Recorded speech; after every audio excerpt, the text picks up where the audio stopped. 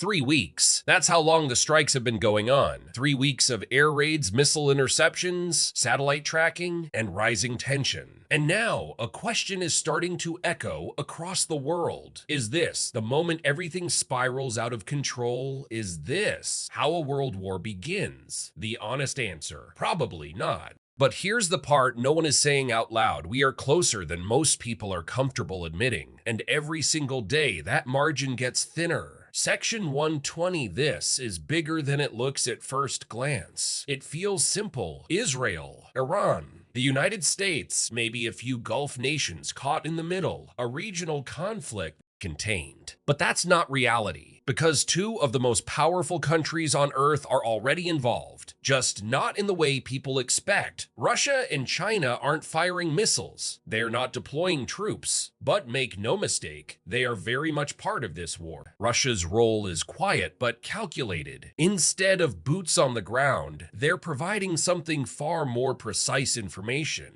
Through advanced satellite systems, Russia is feeding Iran real-time intelligence. Locations of U.S. naval vessels, air defense systems, strategic assets moving across the Gulf. They're not launching attacks, they're guiding them. From Moscow's perspective, it's almost the perfect setup. Every missile the U.S. fires, that's one less in its global stockpile. Every $1 billion spent in the Middle East, that's $1 billion not strengthening NATO or Ukraine.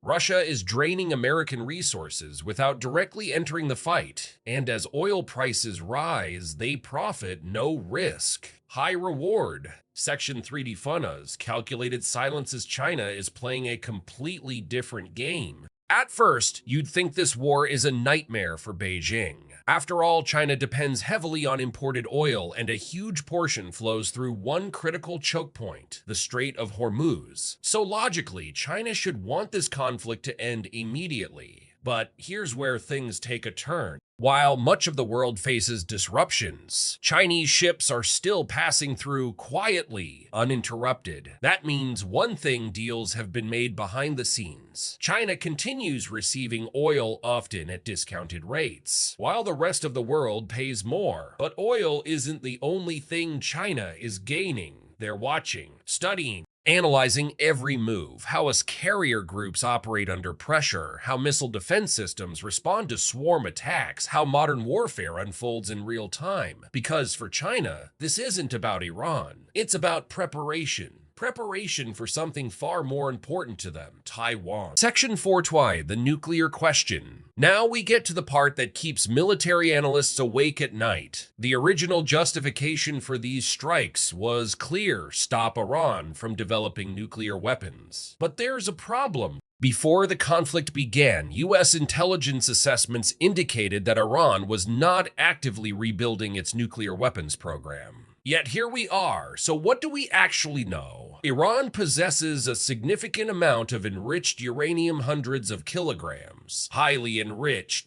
Not weapons grade yet, but dangerously close. And it's stored deep underground in facilities designed to survive airstrikes. Even the most powerful bunker-busting weapons may not be enough, which leaves only one real option to secure it: ground forces, boots on the ground, inside Iran. Something no one has committed to yet. Section 5T Sun, the real nightmare scenario. But the biggest risk isn't what most people think. It's not a fully developed nuclear weapon. Not immediately. The real danger is chaos. If the Iranian government collapses, if control fractures, if multiple armed factions begin fighting for power, then that nuclear material becomes vulnerable. And in the wrong hands, it doesn't need to be a nuclear bomb.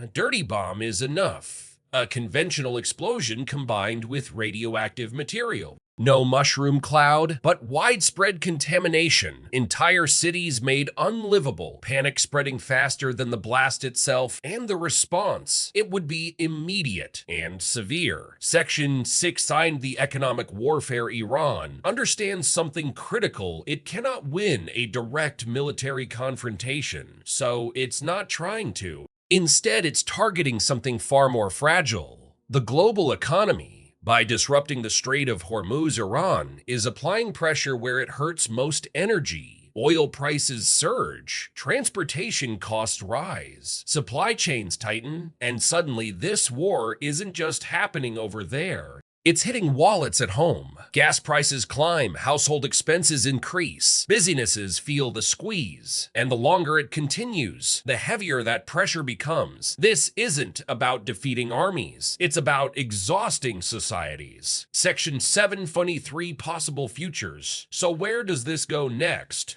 Right now, there are three realistic paths forward. Scenario 1, the endless conflict. This is the most likely outcome. Airstrikes continue, retaliations follow, but no one escalates to a full-scale invasion. The war drags on, weeks turn into months, months turn into years, oil remains expensive, economies slow down. And the conflict becomes a permanent background crisis. No resolution, no clear victory. Just ongoing tension. Scenario 2. Collapse and intervention, less likely, but far more dangerous. If the current pressure destabilizes Iran completely, the government could fracture different factions fighting for control. No central authority, and somewhere in that chaos nuclear material is left unguarded. At that point, outside forces may have no choice. Intervention becomes inevitable, not to win a war, but to prevent something worse. And history has shown how complicated that kind of mission becomes. Scenario 3, the breaking point. This is the least likely, but the most catastrophic. And it doesn't require a deliberate decision. Just one chain reaction, one miscalculation, one moment where everything goes wrong. If external involvement becomes undeniable, if major powers are forced to respond, if escalation spirals faster than diplomacy, then containment becomes impossible. And once that line is crossed, there's no easy way back. Section 8 Thunder, why it hasn't happened yet. So why hasn't this turned into something bigger already? The answer is surprisingly simple. Self-interest. Right now, key global players are gaining more by staying out than jumping in. They're benefiting strategically, economically, politically. And as long as that balance holds, there's restraint. But that balance is fragile because the longer this conflict continues, the more variables enter the equation, more chances for mistakes, more opportunities for escalation, ending a fatal, strong emotional close. So no, this isn't a world war. Not yet. But history doesn't always begin with clear decisions. Sometimes it starts with pressure, with misjudgments, with moments that seem small at the time, but change everything. The difference between a contained conflict and a global catastrophe might not be a grand strategy. It might just be a single bad day. And right now, the world is having a lot of those.